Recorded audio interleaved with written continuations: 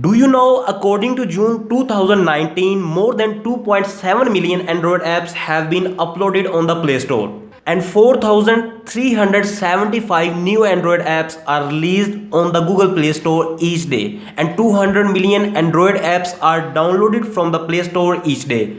So if you want to learn how these apps are developed and which modern technologies are used nowadays to develop Android apps, you can follow Cubic Soul Android Development for Beginner series. In this series, you will learn how to develop user interface of your application, how to use Java programming language to develop backend of your application, what is SQLite database, and how to use SQLite database to store our data in our phone storage. What is Firebase database and how to store our apps data on the Firebase servers, and much more.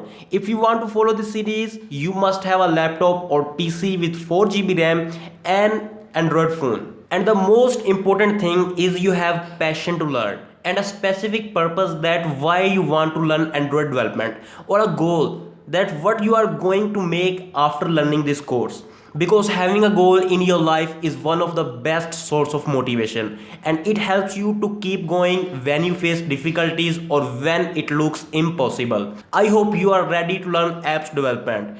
If you have any friend who also want to learn Android app development, you can share this video with your those friends. And finally, thanks for watching.